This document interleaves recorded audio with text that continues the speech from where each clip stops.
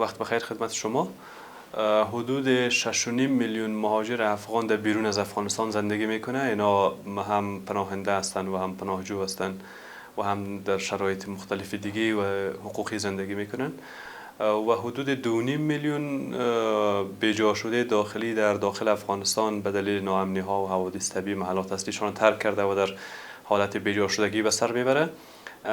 بیجا شده های ما خوشبختانه برای همهشان، برای کسایی که در سال 1399 و 1400 از محلات اصلیشان بیجا شده، اخیراً ما بسته‌های کمکی را برایشان رسانیدیم و از خدمات اولیه و نیازمندی های اولیه که نیاز دارن از این و این خدمات از طرف ما هماهنگ میشه برخوردار شدن. اونا مهاجرین افغان ما در بیرون از افغانستان، ما در ایران و پاکستان بیشترین مهاجر افغان را داریم. موضوع عمده و مشکل عمده که مهاجرین افغان در این دو کشور داره، کسایی که حضور قانونی ندارن و اسناد برای حضورشان ندارن، اینا در معرض اخراج اجباری و معرض آزار و اذیت قرار دارن، به خصوص در ایران. فعلا دولت افغانستان و وزارت امور مهاجرین و عودت کنندگان روی این کار میکنه، هم با ایران و هم با پاکستان، که حضور قانونی به این مهاجران بدون مدرک داده شود و اینا در معرض آزار و اذیت و اخراج اجباری قرار نگیرن و مسئولیت مهاجرتی داشته باشند در این دو کشور. ما در مجموعه کشورهای اروپایی حدود 769 هزار مهاجر داریم. یک رقم بسیار بلند از اینا، حدود 60% تا 70% از اینا درخواست پناهندگی یا کیس‌هایشان از طرف کشورهای میزبانشان پذیرفته شده و کسایی که هنوز هم منتظر ای هستند که کیس‌هایشان نتیجه بده و منتظر نتیجه کیسشان هستند، اونا به عنوان پناهجو مورد حمایت دولت افغانستان و مورد حمایت جامعه میزبانشان قرار میگیره. همواره تلاش ما ای است که به همه کسایی که از افغانستان بیرون شدن و مهاجر شدن در کشورهای میزبانشان اقامت داده شود و اونا به عنوان پناهنده مشکلی نداشته باشه. وزارت امور مهاجرین و عودت کنندگان یک برنامه مدیریتی را در مرزها روی دست داشت، هم سال گذشته و هم امسال ما این برنامه روی دست داریم. کسایی که از ایران وارد افغانستان میشه، اینا در مرحله اول در نقطه صفری مرز بین افغانستان و ایران مورد آزمایش صحی قرار میگیره تا اینکه کسایی که مصاب به ویروس کرونا هستند در شفاخانه‌های مخصوصی که در هرات در نظر گرفته شده در اونجا بستر شود و به وضعیت صحیشان رسیدگی صورت بگیره. و کسایی که نیازمند هستند در همون مرزها سروی میشه، اینا نیازسنجی میشه و اونایی که نیاز به کمک دارن از طرف سازمان بین المللی مهاجرت و از طرف سایر نهادهایی که در مرز با ما همکار است، نهادهای بین المللی کمک رسان، از طرف از اونا برایشان بسته‌های کمکی داده میشه تا اینکه اینا خود را به ولایت اصلیشان و به خانواده‌هایشان برسانه. عمده‌ترین مشکلی که در قسمت بازگشت کننده ها ما داریم زمینه کار است، چون تعداد زیادی از بازگشت کننده هایی که از ایران و پاکستان و سایر کشورها به داخل افغانستان میآید، از مهاجران ما، اینا در داخل افغانستان زمینه کار برایشان فراهم نیست و اینا پس از یک مدت دوباره مهاجر میشه. فعلا وزارت امور مهاجرین و عودت کنندگان در مجموع هم با بانک جهانی و هم با جمع از نهادهای بین المللی همکاری که در داخل افغانستان فعال است، مثل UNHCR و IOM و DRC و NRC، اینا با این ادارات ما روی اشتغال زایی به برگشت کننده ها کار میکنیم. پروژه های کوچک در زمینه کاریابی و اشتغال زایی به بازگشت کننده ها تطبیق میشه، ولی این کافی نیست. به این خاطر که از یک طرف این پروژه ها بسیار کوتاه مدت است، 6 ماه یک سال را میتونه برای یک بازگشت کننده ها کار، یعنی 6 ماه یک سال را میتونه برای یک بازگشت کننده کار فراهم بکنه، پس از او دوباره اینا بیکار میشه. یک علت ای است. یک علت دیگه هم رقم بلند بازگشت کننده ها است که به افغانستان میاد و ما نمیتونیم به همه از اینا کار فراهم بکنیم. به او خاطر بازگشت کننده های ما در زمینه اشتغال زایی و در زمینه کار مشکل داره متاسفانه و این سبب میشه که بازگشت کننده ها دوباره مهاجر شوند و یک چرخه مهاجرت بین افغانستان و ایران، بخصوص که یک کشوری است که نیاز به کار بیشتر داره، نیاز به نیروی کار بیشتر داره، فعال شده و متاسفانه یک رقم بلندی از مهاجران ما به گونه غیر قانونی وارد ایران میشه و دوباره پس به افغانستان میآید. در مجموع حدود 2.5 میلیون بیجا شده در سر تا سر افغانستان به عنوان بیجا شده زندگی میکنه. سال 1399 ما 92,000 خانواده داشتیم که از محلات اصلیشان بیجا شده بودند به دلیل ناامنی ها و جنگ ها و برخی هم به دلیل حوادث طبیعی. در سال 1400 تا هنوز حدود 18,400 خانواده محلات اصلیشان را ترک کرده که نزدیک به 130,000 نفر میشه. اگر هر خانواده را ما 7 نفر در نظر بگیریم مطابق به معیاراتی که بین وزارت امور مهاجرین و نهادهای بین المللی ما وجود داره، با همین معیار 128,000 نفر میشه که در سال جاری از محلات اصلیشان بیجا شده. ما امسال تانستیم خوشبختانه به همه این 18,400 خانواده‌ای که از محلات اصلیشان بیجا شده کمک رسانی بکنیم.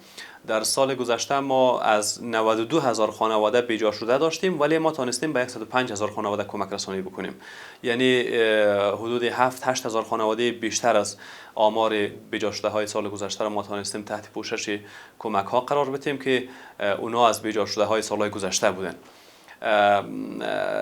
در 2 سال اخیر، سال 1399 و سال 1400، کمک های ما متمرکز به گسترش ویروس کرونا هست. یعنی سروی هایی را که همکاران ما در ولایات انجام میده از بیجا شده ها، ما موضوع گسترش ویروس کرونا را در بین بیجا شده ها در نظر داریم. به همین منظور ما به بیجا شده های ما از 2 سال به این طرف بسته های صحی را کمک میکنیم تا اینکه بتانیم جلوگیری صورت بگیره از گسترش ویروس کرونا در بین بیجا شده های داخلی، به خاطر از اینکه اینا یک قشر آسیب پذیر جامعه است و یک قشر فقیر به جامعه است. اگر اینا به ویروس کرونا مصاب شوند طبعا یعنی بیشتر از سایر اقشار جامعه آسیب میبینه. با او خاطر فعالیت های یعنی ارائه خدمات صحی ما از 2 سال به این طرف بیشتر شده. کلینیک های سیاره که از طرف خود وزارت امور مهاجرین هماهنگ میشه، اینا در محلات تجمع بیجا شده ها میرن و برای از اونها ارائه خدمات صحی میکنه.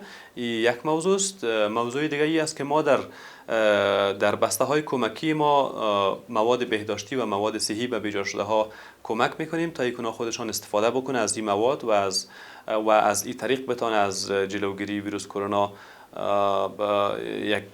خودشان فعالیت داشته باشه. از مجموع کسایی که از کشورهای میزبان به افغانستان بازگشت میکنه، همهشان مستحق دریافت زمین شناخته نمیشه، به خاطر از اینکه یک تعداد بلندی از کسایی که به افغانستان بازگشت میکنه به خصوص از ایران، اینا مهاجران کارگر هستند که به صورت مجرد به ایران مهاجر میشه و دوباره به صورت مجرد به افغانستان بازگشت میکنه.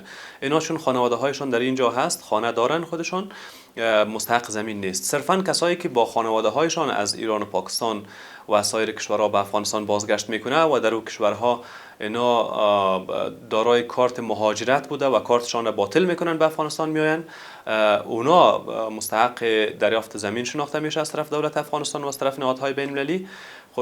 خوشبختانه ما پس از 7 سال تأخیر روند توزیع زمین به بازگشت کننده ها و بیجا شده های داخلی را بر اساس فرمان جدید ریاست جمهوری آغاز کردیم. همین 1 ماه پیش ما روند توزیع زمین به برگشت کننده ها و بیجا شده ها در ولایت هرات را آغاز کردیم و در کابل هم آغاز شد. ما تا هنوز تانستیم به حدود بیش از 2000 خانواده در هرات و کابل زمین توزیع بکنیم.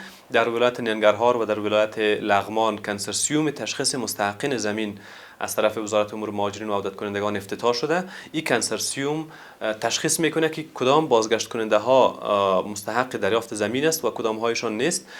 پس از اینکه اینا مشخص شد، اونایی که نیازمند و مستحق به دریافت زمین هستند از طرف وزارت امور مهاجرین معرفی میشه به وزارت شهرسازی و اراضی. بانک زمین در اختیار وزارت شهرسازی و اراضی است و اونا برایشان در هر ولایت که خواسته باشند زمین توزیع میکنه. بر اساس فرمان جدید ریاست جمهوری روند توزیع زمین بین وزارت امور مهاجرین و بین وزارت شهرسازی و اراضی تقسیم کار شده. ما صرفاً بازگشت کننده ها را در این کمیته که پیشتر ازش یاد کردم در این کمیته ما مشخص میکنیم که بازگشت کننده ها مستحق است یا نیست. بازگشت کننده های مستحق را ما معرفی میکنیم به وزارت شهرسازی و اراضی و اونا در شهرک‌هایی که در نظر میگیرن برای از اینا زمین توزیع میکنن. موضوع ادامه تعلیم و تحصیل بازگشت کننده هایی که میآیند به افغانستان، اینا ما یک بخش داریم در وزارت امور مهاجرین، حمایت حقوقی مهاجران. در این حمایت حقوقی بیشتر موضوع ادامه تحصیل بازگشت کننده ها مطرح است. کسایی که مراجعه میکنن به وزارت امور مهاجرین و خواهان ای هستند که میخواین ادامه تحصیل بکنن، اما عرایض و درخواستایشان را به وزارت امور مهاجرین میارن. ما اینا را رسما معرفی میکنیم به وزارت معارف. وزارت معارف پس از یک امتحان اینا را وارد مکاتب میسازه و اینا مشکل تعلیم و تحصیلشان حل میشه. اینا صرفا برای کسایی است که بازگشت میکنه، ولی کسایی که بیجار شده هستند اینا مطابق به قانون اساسی افغانستان حق دسترسی به تعلیم و تربیت داره، چون شهروند افغانستان است و با تبدیلی و انتقال محل زندگیشان از این حق محروم نمیشه. اینا به عنوان شهروند عادی افغانستان میتونن در هر مکتبی که نزدیک محل اقامتشان باشه میتونن مراجعه بکنه و باز هم وزارت امور مهاجرین و عودت کنندگان به خاطری که شهروندای بیجا شده ما از ادامه تحصیل و تعلیم باز نمانند، یک تفاهم نامه را با اداره احصایه مرکزی